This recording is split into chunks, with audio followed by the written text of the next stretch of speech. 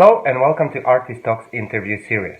Here we present you artists who has the deep roots in dance and moving body art forms. In today's episode, we will meet a very special artist, dancer, choreographer, and founder of Towards Vivencia platform, Jorge Crecis. One could best describe Jorge by saying that he is athlete's mind in dancer's body. In the past 20 years of his artistic journey and research, Jorge has devised a unique training method about which he speaks in his book Designing Presence. Support our initiative by liking, sharing, or leaving a comment underneath this video. Or if you find our content interesting and inspiring, you might subscribe to our channel so you don't miss our next episode. Thank you, and let's begin. Good evening, everyone. It's wonderful to meet you and to be able to share a little moment with you to talk about your experiences and your artistic research and input. Pleasure to be here. Really happy to have these conversations always. How did you discover dance in your life? I wanted to be an army pilot. So when I finished my secondary school, I went into the pre-military school. I was not admitted because my spine is twisted. I have scoliosis. Therefore, I tried to go into engineering, aeronautics, because I like planes. But I got bored after a year because it was too much and nothing. It was a guarantee that I was going to be a pilot or even working with planes. Therefore, decided to follow the passion of my life, which was sports. I like to move. I've been always a hyperactive kid. So I went into the School of Sports Science, the university. And in the second year, we had as a subject dance. And by chance at that time I was going out with a flamenco dancer, and then she told me, okay, come to my school, we have classes for adults that they never dance. And I was 22 years old. I sat down to watch the first dance class in my life, and it's like God appeared and said to me, you really need to do that. And it was super clear for me. It was that moment that I got hooked up.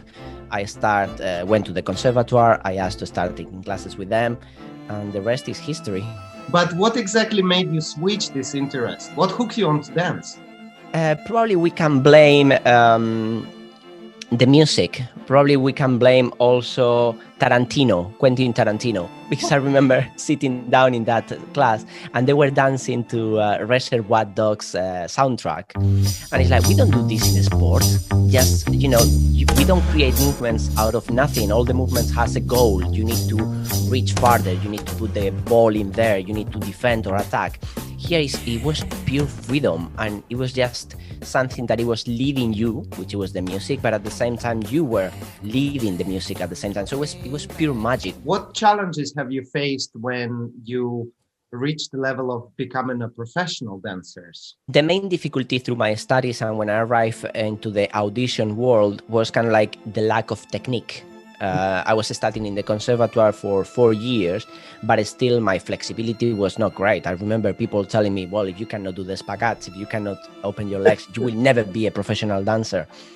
But it was not true. It took me only a while to find lots of companies that they were interested in movement rather than dance technique. And because I've been a mover all my life, I was kind of like versatile and quite wild. So as soon as I jumped into the scene in the contemporary Belgium dance world, it was kind of like not easy, but I felt that I was at home because that's what they wanted. They wanted movers rather than dancers, if that makes sense what I'm saying. Yes, no, absolutely. At what point you felt interest in choreography and how that came about? It was my favorite subject in the conservatoire. I remember having a teacher, Pedro Verdalles, who was an amazing choreographer, incredibly inspiring. And every time that I worked with him in that choreography, I felt at home because it was the moment that I could balance my lack of technique into my creativity, storytelling, feelings, emotions, etc., etc. But I was never particularly interested in choreographing, although I did a few exercises in the conservatoire. It was when I started dancing a few years after I was dancing that it was my first attempt to choreograph the solo on myself. But it was mostly, okay, I had this teacher, I had this choreographer, I've been having these influences on me. Who am I as a performer? who am I as an artist? So the solo was kind of like a research into that identity and how all that influences merge into who was Jorge at that time. I really not enjoy the process. It was really hard to make a solo. And therefore, I completely abandoned choreography until years later when I stopped dancing. I was asked, a friend of mine, really, really good friend, Freddie Opokwade, which right now has been appointed the artistic director of Dance Umbrella in the UK.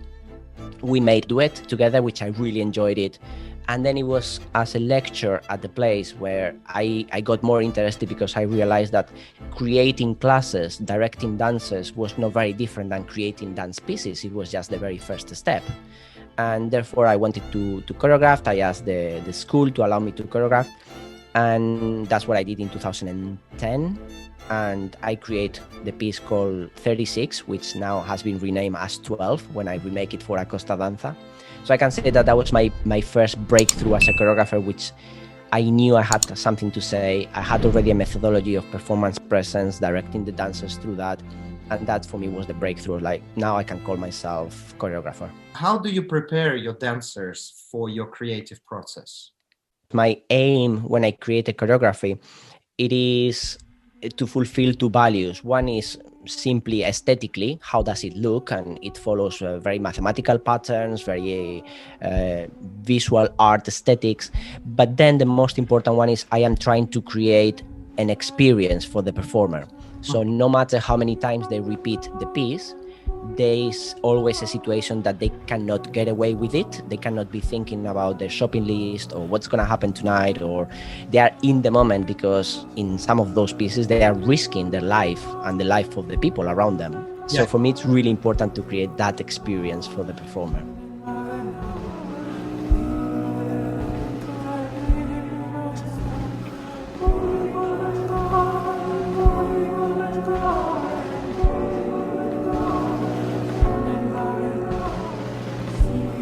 But how do you achieve this special team spirit between your dancers and the team involved in your works to be able to perform it safely and on the highest possible level? I always tell them that I consider a piece of choreography almost like a Swiss watch. It's a perfect oil machine that, as a machine, it's very powerful, but it cannot work without a single piece that composes that machine. Meaning that I highly rely and depend on you, and you highly rely and depend on me, and both together create something that is bigger than both of us ourselves. So it is that dependency, interdependency, and that looking at the piece as another entity in itself, that it can only be created by us, the way that we achieve that organism, that entity, that it is equally important the individual members as the piece as a one entity separate from the dancers. Yeah, I'm sure trust also has a lot to do with it between the dancers. Massively. So we do a lot of exercises. In the way that I choreograph, I start adding layers. We start something very simple and then something tiny more complicated. So by the time that we finish the choreography and someone jump in, is like, how did you get there? And it's like, we don't really know. Has been really progressive, and we don't see that it's amazing what we're doing. Yeah. But someone jumping from noise, like, I cannot do this. So let me ask you about some of your works more specifically. And one of them called my attention, and it's called Throughout and Out. What is this work about, and what inspired you to create this work? Yeah, Through and Out is a very, very special piece, very close to my heart, because it was born out of a necessity. I was going through a really rough time, personally, physically, spiritually, professionally, lots of doubts, lots of questions. And I knew that I needed a rite of passage. I needed a ritual for me to transform myself to something else. And my research goes a lot into the neuroscience of rituals. So I decided to create a ritual for myself. And rituals are something that are very difficult most of the times, that you have to go through them in order to go out. So actually the only way out is through. A marathon is a funny thing. It's a funny thing. It's a funny thing. Funny thing.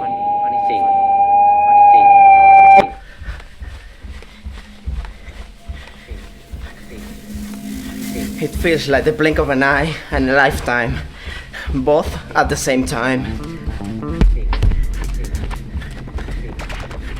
There is a reason why we run marathons for people with lost. There is a reason why we run marathons for people we've lost. Piece, it's comparing the running of a marathon with the states of minds of a marathon runner with the states of minds of grief. So when you lose someone, at the beginning you go through surprise, then denial, then isolation, then anger, and then there is a resolution. So with Through and Out, I skip on the rope like a boxer for 45 minutes, which is equivalent of running a marathon, while at the same time was having a narrative talking about the stages. So I was matching the physical state with the mental, spiritual state. And it was very transformative. It was very, very cathartic. So that was kind of like the culmination of all my research, knowing that then series of physical actions, put it well together, design it properly well together, they have an enormous transformative power. But not only just by chance, you can design that transformation, which is amazing. And by the time that I finished, I can tell you that my life completely swapped over. I felt for the first time that I was enough. You know, this thing of like, I'm not enough. I don't deserve this. This just happened to me by chance. I felt that I had a lot to do still, but I felt that I was what I supposed to be.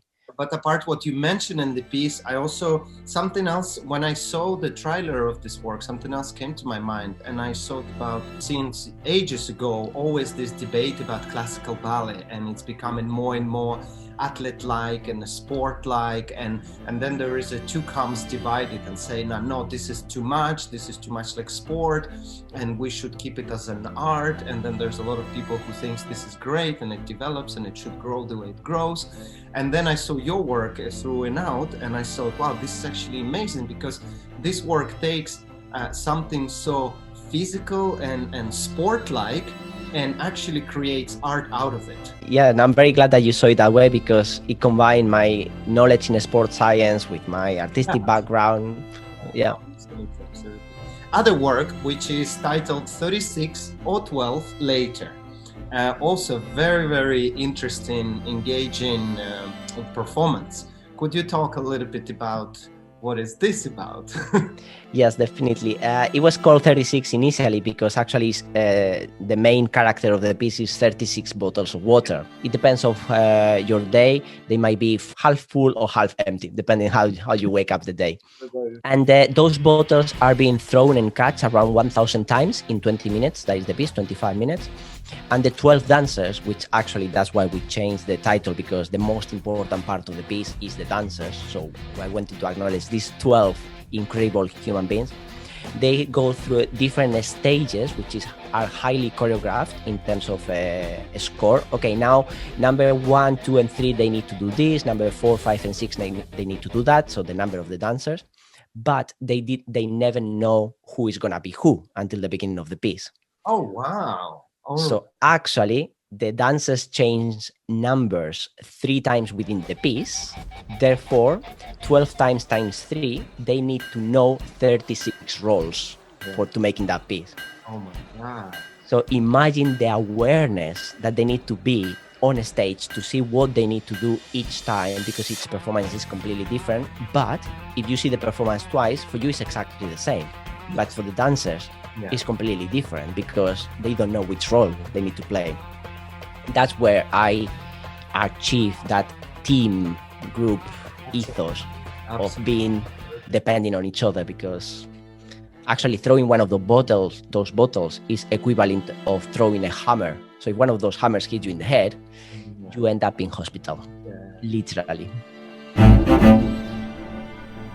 What is Towards Vivencia? Towards Vivencia is the core of where all those pieces that we've been talking about is based on. Because I start really late to dance, the only good compliment that I've heard from teachers, choreographers is like, oh, you have an amazing presence. Or you look so much taller on a stage, which I love it. I am still 164, so I'm very, very small. So I thought, okay, coming from training, from sports science, if I cannot achieve the training that I need technically, how can I keep training the thing that I normally have, which is this performance presence? So while I was teaching, I started the PhD and I started researching on what is that performance presence and how you can train it.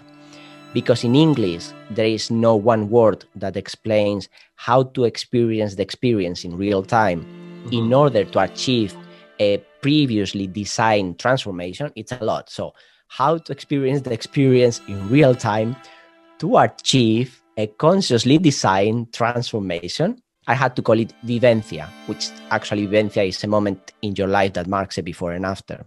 That's why my PhD was entitled Towards Vivencia, towards that experiencing the experience. And therefore, every single piece that I create, it has this methodology of training presence at the core. So every time that I train a piece, I aim for the dancers to train that presence through that methodology with different exercises, with different outcomes, and that becomes a piece. And now, beside an artistic process, can also be a training methodology, because we know how to train strength, we know how to train flexibility, we know how to train ballet. There is lots of studies about proper ballet technique, but there are not studies about conscious training of presence or awareness on stage. Therefore, I created a methodology, and now it's a training process mainly. It's a training method. You have established this 1-year online training program based on that system in 2018. Correct. So 2 years before anyone ever possibly thought of training or doing dance through Zoom or Skype or any online media, you already had an established program for that, exclusively online. What made you take that risk back then? It was born out of frustration, because I went to places and I did Towards Vivencia, the methodology, for 2 days or 1 week, depends where I was invited. And it was fantastic. Everyone was getting something out of it. But then next Monday, they went back to their lives, and out of the workshop, maybe one idea, if we were lucky, stays with them for a really long time. And I had very, very clear that Towards Vivencia is a training methodology. If I teach someone how to do push-ups one day and they never do it again, there is no upper body skills developed. So with Towards Vivencia, I was so frustrated that I know this is very valid for so many people, but the training is what is important. That one day in July 2018, after a 1-day workshop of Towards Vivencia, I said, okay, whoever wants to continue working with me for a whole year to train this in a very specific structured way, I'm gonna do it for free, just because I think it's very important. Out of 20 people in the workshop, I think 14, 15 said yes, and it was the most amazing thing. The community that we created, how they start transferring those skills into their performing, into their training, but also into their lives, to the life with their partners, with their students, with their families, with themselves.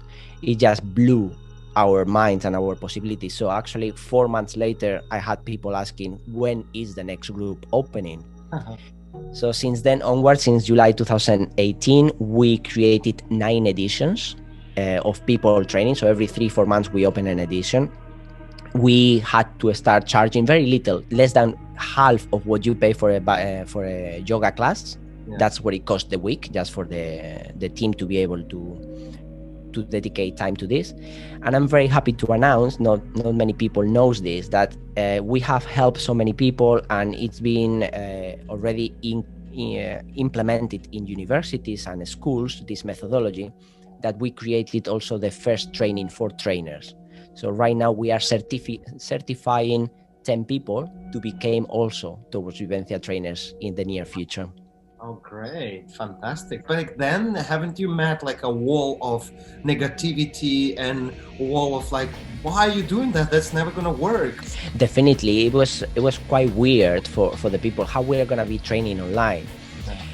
But because I had a little bit of experience of doing that with corporates before I did it with dancers. So I training people in the corporate world, their presence, and we had to do it online because they are much more used to that. Yeah.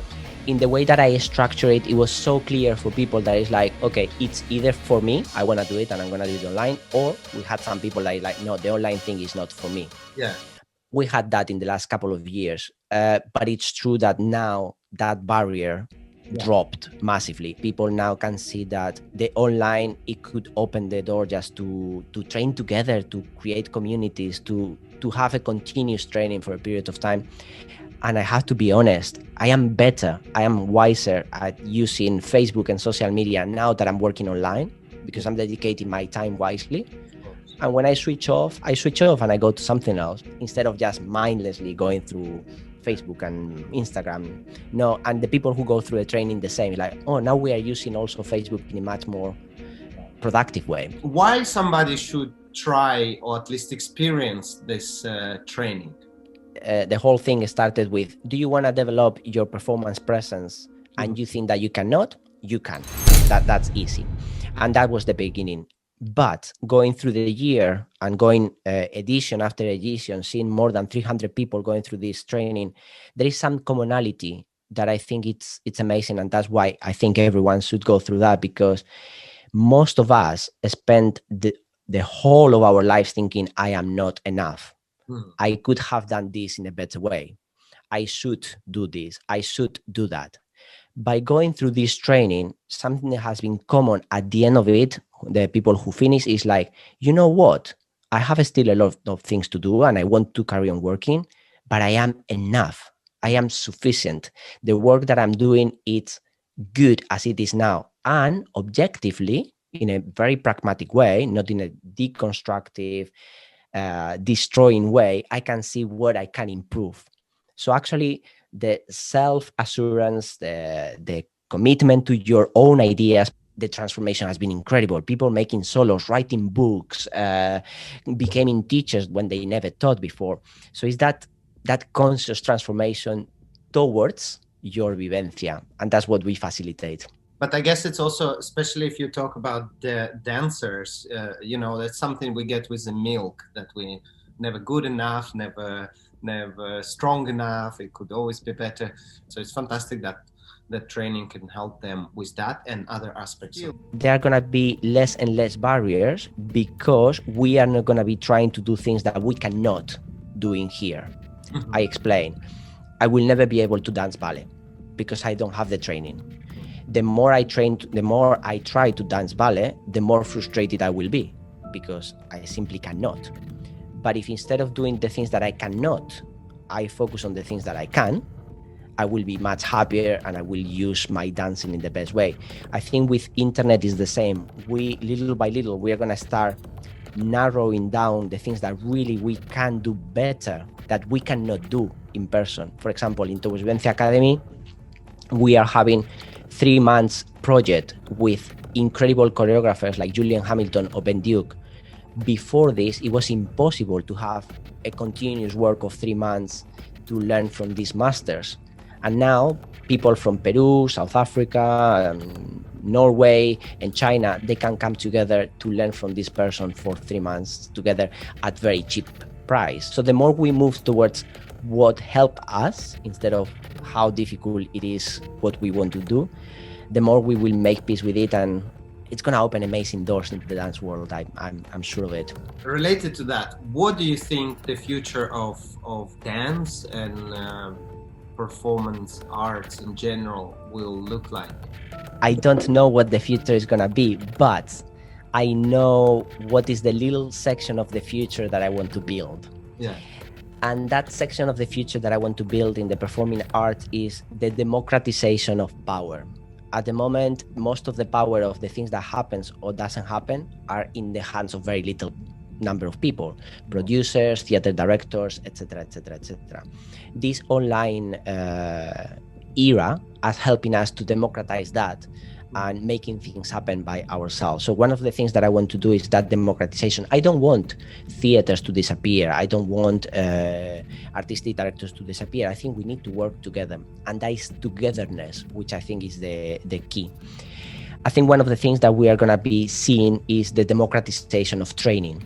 What is the training that you want to take? The high quality. I think the quality is going to increase because, once again, you're going to have the best teachers, the most knowledgeable human beings at the reach of your doorstep. Yeah. And something that I am fascinated by, which I think I am really working really hard on it, is to create very strong micro communities, groups of people that come together, that develop work together, that exchange ideas, and those micro communities create a wider network, which is global, where wherever you are in the world, you know that you belong to this family. And that's what I want to. I want togetherness and work together to a much better future of dance. And the last thing that I want is I want more dancers and no less. I want more people who are professionals of the body, professionals of the mind, that can put both together and help every single person in the world to get in touch with that sense of being human. I always, before a class or a workshop, I ask people online, okay, can you write in the chat what are the skills that you've developed by being a dancer in your life? Mm-hmm. And Tony, it's amazing that no one said to me, oh, I'm faster, I can jump higher, I'm much more flexible. No. Everyone is writing, I have much more empathy, I can control the space and the time, I know myself better. So all of them are fundamental human qualities. Imagine if all the dancers with those skills pass that knowledge to politicians, doctors, primary school teachers, moms, parents. The world is going to be a much better place. So we need more dancers to transfer those skills that we learn through the training, by being on a stage, by coming together, to all other areas of society. And I think that is the real future of dance.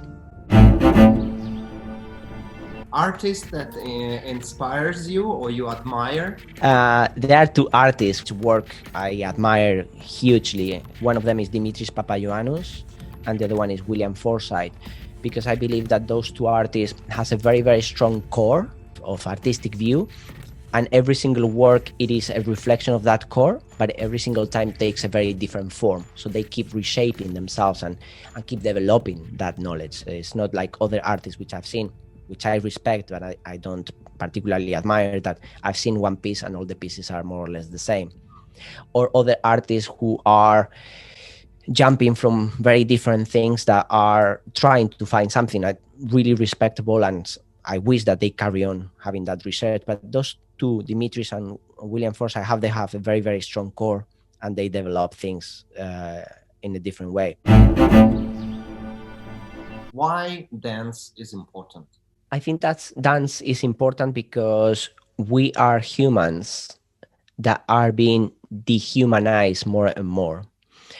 I am not going to blame society. I'm not going to blame technology. I'm not going to blame anything, because there are lots of different circumstances that are taking us away from our humanity, what it makes us humans, which I believe that are love, compassion, empathy. Therefore, I think dance are at the very core of those capacities. I think they remind us who we are and actually make us to move forward in that humanity. So I think to be a dancer is to be fully human. And the more I am in this world, the more I believe that dance is more to be experienced rather than to be witnessed. I think it's amazing to go on a stage and see people that are incredible, superhumans. But I believe that those who experience dance, those who are dancers, professional or not professional, there is something that has changed in their lives. If dance can contribute to that better humanity, our job is done. Thank you, Anton, for inviting me here. It's great to meet other dance artists and share these discussions. Thank you very much for everyone who is listening, because if you are listening, that means that you are interested in what we are talking about. So it means that you are already there. I don't have to preach you anything. You're already that people who are already changing the world. So more than thank you, I want to congratulate you for being those people who are changing the world. And if I have to say thank you, I want to say thank you to the team behind Towards Vivencia, because without them, it would not be possible to do any of that. Bridget, the assistant director, Fanny, our producer, Emma, who is helping me with communications now, Mel, who is helping us with the communications of Towards Vivencia, Jackie, Melanie, Claire. There are many people, and I'm sorry if I forget any name, because all that human beings behind Towards Vivencia, they are making a difference in the world as well, and extremely grateful to them. Thank you. Thank you for watching this episode. Make sure you check out previous episodes as well, which you can find here in our playlist. We thank you. Until next time.